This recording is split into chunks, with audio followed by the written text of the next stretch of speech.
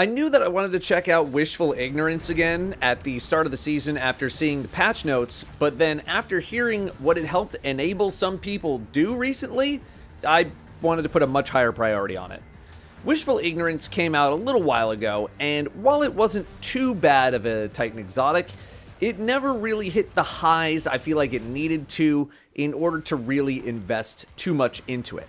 It would have to be comboed with something like Monte Carlo to more quickly restore melee energy so that you could actually use it with some amount of frequency. Flechette Storm costs melee energy to even get into the air in the first place, and if you were up there, well, it's fun to spam it.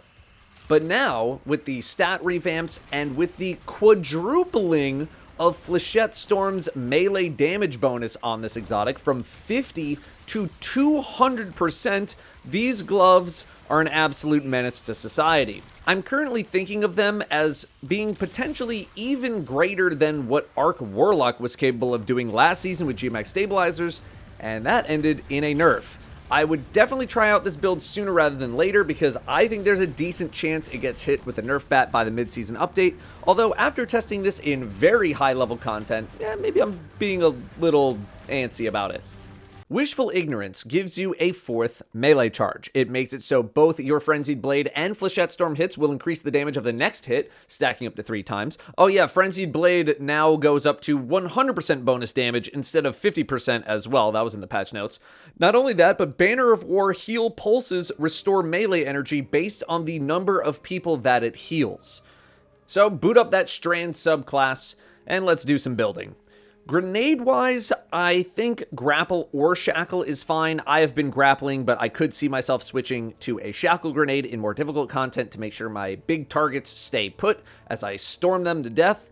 Gives the kit a little bit of utility as well, but for the most part, I think you're probably going to be on grapple. Your aspects are Flechette Storm and Banner of War. These are non-negotiable. Don't even try to flex either one of them out. It's these two. That's it. Your fragments, on the other hand, are a bit more subjective. Thread of Warding giving Woven Mail is great, even if it only lasts 5 seconds, because the setup that I went for utilizes 2 melee font mods, and the artifact has 2 things that revolve around having Woven Mail, so I place a decent amount of priority on orb generation. Thread of Fury takes away some of that melee stat, but makes it so whenever you hit targets with a tangle, you gain melee energy. Now, after 100 melee stat, the only bonus you get is bonus damage on your melees. The bonuses to regeneration stop. So if you really want to be at 200 melee for this, then maybe you want to skip this, but 190 versus 200 to me is maybe not as big of a deal in regular moment-to-moment gameplay versus trying to optimize to kill a raid boss or something like that. You have a lot of melee charges, and you're gonna want as much energy as possible. Continuity makes some sense here as the Flechette Storm projectiles unravel targets. Your Frenzied Blade will also sever targets, and sever is really, really good. But I would understand if you didn't find this super enticing, because a lot of the time, you will be able to just outright kill your target and not even have to care about the unravel part. Transmutation makes sense here as well, but given how many opportunities I feel you will already have to make tangles with this build, and then with bonuses from the artifact, maybe it's a bit overkill. Propagation isn't a terrible concept either. You will be getting lots of powered melee final blows, and rocking a strand weapon to take advantage of the unraveling rounds on a near permanent basis can help accelerate those in-between moments of waiting for melee energy. The perk in the artifact that requires you to shoot tangles does require strand weapon damage.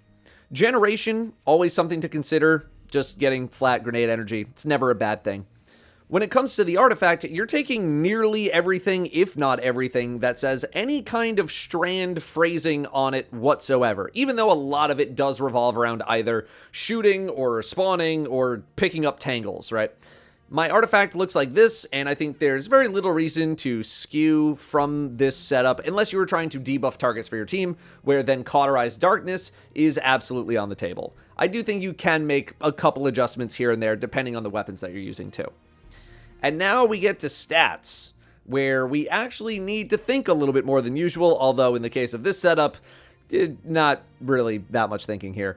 For the record, I am going to try to focus solely on armor that is currently obtainable as of this video. If you happen to have older armor that you've saved that allows you to refine your build even more, that's great.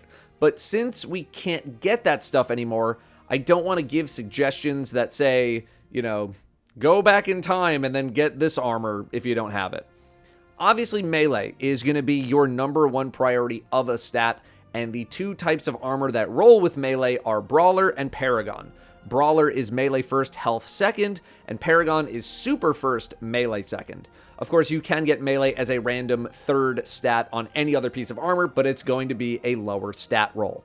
I do think you should get as reasonably close to 200 melee as you can. If you're doing stuff at minus 10 levels, minus 20 levels, stuff that isn't that overwhelming, the more I think you can get away with having a lower melee stat. Minimum should be 100 for the regeneration rate though. But really, I don't know how many people are really adjusting how much melee stat they have based on the difficulty of the content that they're in. You're probably just going to make one build, so just go for as much as possible.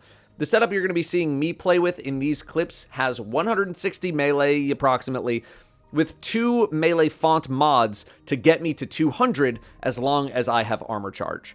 If you're super focused on getting melee to 200 and you have limited old armor, then you will be rocking a moderate to high health stat, which I don't think is that bad in this build. Yes, Flechette Storm is more of a ranged attack, but you're still going to be in the fray quite a lot, especially if you're doing some tractor cannon stuff, which I don't think is a terrible idea for higher difficulty content. This will ensure those orbs of power that you pick up on top of your Banner of War heal pulses will keep you very much alive. If you do have the flexibility of speccing into more non-melee stats, if you're able to just get all of your other stats to around 70, I don't think that's a terrible idea. Remember, 70 stat is equal to 100 of a stat pre-expansion, so anything above 70 makes you stronger than you were in the past. That's going to be a little tough to do without tier 4 and tier 5 gear though, but I was using this exact setup in a 3 feats active raid, and my stats are not really anything special, so I think you'll be okay as you get better and better gear. Focusing on the weapons stat is not a terrible idea if you just wanted to pick something to go with. Mod-wise, if you are not at 200 melee, you might want to get melee font. 1 gets you 20 melee stat, 2 gets you 40, 3 gets you 50. I would not go 3 unless you really need it because you're getting those diminishing returns. Otherwise, I'm speccing for siphon mods in the helm for more orb potential. Everywhere else can just be pretty standard though. Resist in the chest. I went with a weapon font in my boots along with recuperation, although I don't think weapon font is really as needed, and then time dilation in the class item to make sure you never need to worry about those fonts falling off. There are also a couple of set bonuses to consider for this setup. I'm looking at maybe 4-piece Aeon adapter, although that does require you to use a rocket or grenade launcher. I'm looking at Bushido 2 and or 4-piece, although 4-piece requires a bow, shotgun, or sword to activate. Collective Psyche, which is the raid set. 4-piece bonus is just Thread of Continuity and that solar fragment that I forget the name of combined into one thing. That's pretty nice too. So let's get to why this build is so powerful with a quick damage comparison. Thunder Crash is currently dominating the raid meta with Cuirass equipped because it's dealing a lot of damage and you can get 3 to 4 supers per damage phase in the newest raid on most of the bosses. So you're adding somewhere in the 30 to 40,000 damage range of extra damage in a damage phase. Without a Cuirass on and at under 100 super stat, a T-Crash of mine did about 6,500 damage. With a Cuirass on, again, under 100 super stat, T-Crash did about 10k, 9k on the hit, and then another quick 1,000 in the AoE field. A full combo of Flechette Storm, so just spamming it until I run out, with no Banner of War, with melee under 100, around 6,600 damage. That matches a non-Cuirass T-Crash. Now, with a full combo of everything, so 200 melee, Banner of War times 4, all the good stuff, 12,000 damage. That is more than a Cuirass T-Crash. And you are able to use this combo considerably more often than a T-Crash in regular gameplay. This setup is doing just ridiculous amounts of damage. That's it. That's what it's doing. It's just doing stupid damage, and it's doing it really, really regularly. You are able to combo on enemies pretty much all the time, as long as you're smart about your activations. You can use other melee weapon perks to further boost your power. Swashbuckler is great for weapon damage. Proximity power, which is a new perk, gives you more melee stats, so you can rotate out the melee fonts for other things if you want to use that. You could use surrounded as well, because you're going to be surrounded by a lot of enemies a good amount of the time, right? Playing the build is not that complicated. Find big target, dump a bunch of damage into it, and make sure you keep the Banner of War aspect active as much as humanly possible. This is a build that can also weave some gunplay in between your uses of Flechette Storm, because you're not always going to have maximum charges ready to go. You need some time to regenerate. Try to stick with teammates to generate extra melee energy from the Banner heal pulses as well. And if you're ever going to use your super, make sure you burn all of your melee charges first, because after you finish a super, all of your melee charges get restored. You're also going to be spawning a lot of tangles, especially if you have some help from the artifact, but you should try to resist the urge to pick up every single one of them for Thread of Fury, and instead use it as a grapple point for a little bit for free grapple melees, which hit very hard. Tangles that are thrown this season don't really do that much outside of Thread of Fury. It's more about shooting them with strand damage specifically for some AoE damage, or spawning them for an AoE suspend effect. Now, are you going to be able to immediately hop into stuff that's like 50 levels above you and just start wrecking face? Not necessarily. I am 52 levels under the content that you are seeing on screen. I only have positive modifiers active. I have 25% bonus strand and arc damage, and I do more damage when I'm in the air, and I can still get an A rank, and I'm still needing to try really hard to even progress here. Now, when you do have the engine fully rolling, you can see moments of brilliance here. I'm nuking wyverns. I'm nuking overload minotaurs. It is great.